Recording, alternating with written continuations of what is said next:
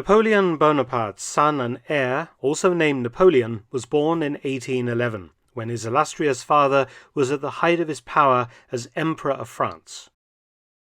His mother was a member of one of the oldest royal houses of Europe, the Habsburgs, making him also a grandson of Emperor Francis I of Austria. After Emperor Napoleon I's fall from power, his son ruled briefly as Emperor Napoleon II, in addition to having been created King of Rome by his father from birth. From 1814 onwards, Napoleon II lived in exile in Vienna as a Habsburg prince, and his grandfather gave him the title Duke of Reichstadt. And there was some talk of making him Emperor of the French again by the French government, but the Allies definitively ended that idea once and for all. An Austrian army officer, Napoleon II was very different physically from his famous father, being almost 6 feet tall and blonde. Another attempt was made in 1822 to place him on the throne of France, but this also failed, and in 1832 Napoleon II fell ill, dying some weeks later of tuberculosis at Schönbrunn Palace in Vienna at the age of 21, having neither married nor had any children. However, within his family he was acknowledged as the former Emperor of France, Napoleon II, as shown when his cousin Louis Napoleon Bonaparte, who became President of France, took the throne for himself in 1852, using the regnal name Napoleon III. Following Napoleon II's death, his body was buried in Habsburg tradition, that is, in different places. His corpse was interred in the imperial crypt beneath the Capuchin Church in Vienna. His heart was placed in the Habsburg Heart Vault in the Augustinian Church close to the Hofburg Palace, also in Vienna. And finally, his entrails were placed in the ducal crypt in Vienna's St. Stephen's Cathedral. By 1940, Napoleon's mortal remains became a useful political tool for the Nazi regime. With Germany's conquest of France complete by June 1940, and the division of that nation between the German-occupied North and Atlantic coast and the new unoccupied zone, known as Vichy France after its capital, and of course a collaborationist government, the Germans were keen to keep the French right on their side, following the creation of a rival French government in exile in London led by the charismatic general Charles de Gaulle.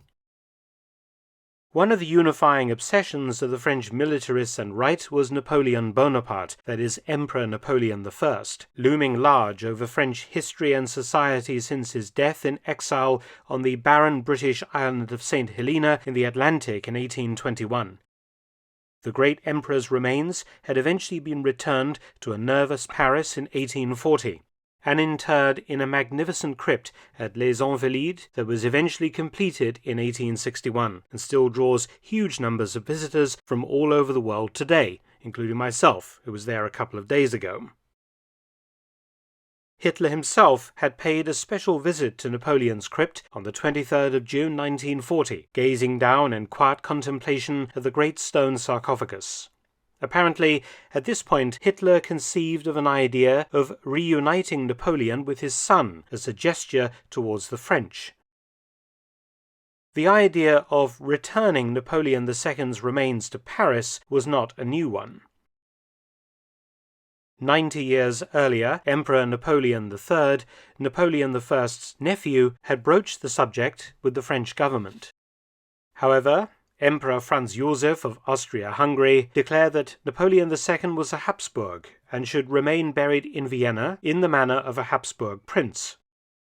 The idea came up again after World War I and the end of Habsburg rule in Austria, and in France again in 1930. The Napoleon Institute tried unsuccessfully to get the French government interested in the idea.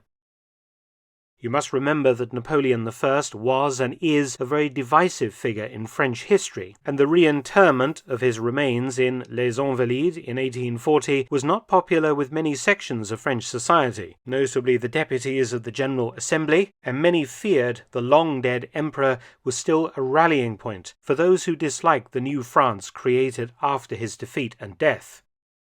With the German takeover of Austria in 1938, the Nazis now had access to Napoleon II, followed in 1940 by control of Paris and Napoleon I's crypt.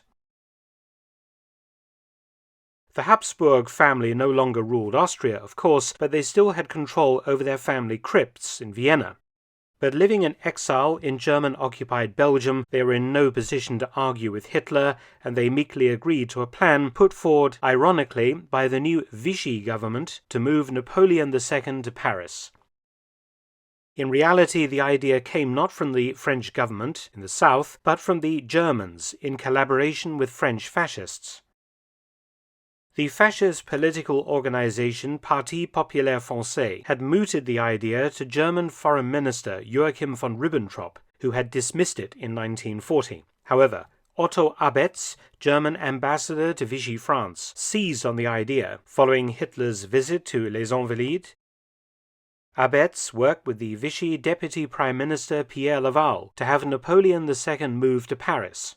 Why? Well, the Germans were not entirely satisfied with the Vichy regime, led by World War I hero Marshal Philippe Pétain, and wanted to encourage Pétain to move to Paris to give legitimacy to his government as the government of France. The Germans were also nervous about the huge French fleet, which remained a force in being sitting in Vichy-controlled ports in France and North Africa. The British played partly into the hands of Hitler, for in 1940 Churchill had controversially ordered the French ships at Mers el-Kebir in French Algeria to be attacked by the Royal Navy, causing Pétain to sever diplomatic relations with Britain and causing many Frenchmen to join with Vichy in anger over such an action by the British, the old enemy after all. However, the bulk of the French fleet remained in being at Toulon in southern France. Abetz and other Nazis felt a gesture honouring France's glorious military past under Napoleon would play well with French conservatives, with Vichy military officers, and with French right-wingers as well. But despite Hitler meeting Pétain in October 1940 and a personal letter from Hitler, Pétain was wary of collaborating with the Germans, and he refused to go to Paris or play Hitler's games. By now, the plan to move Napoleon II's remains from Vienna to Les Invalides were well advanced when Pétain removed his collaborationist Deputy Prime Minister Laval from office, placing him under house arrest.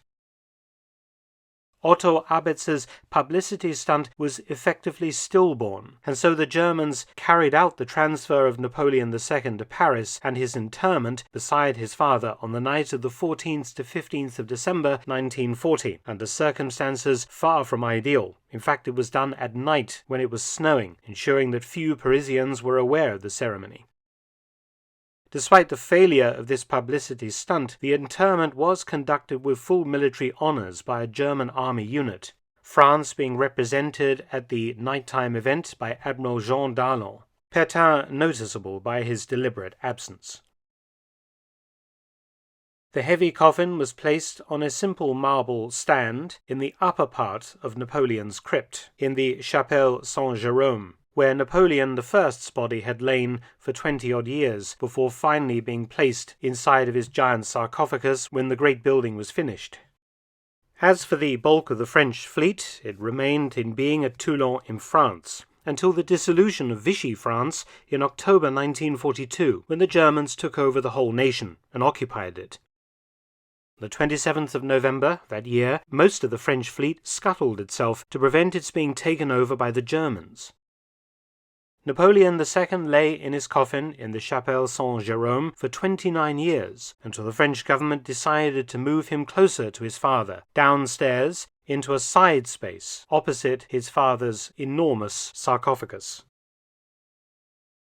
The coffin was placed underground this time, out of sight of the public, and marked by a simple marble slab that reads, Napoleon II, King of Rome. There is no mention, of course, of him being also Emperor of the French. Many thanks for watching. Please subscribe and share, and also visit my audiobook channel, War Stories with Mark Felton. You can also help to support both of my channels at PayPal and Patreon. Details in the description box below.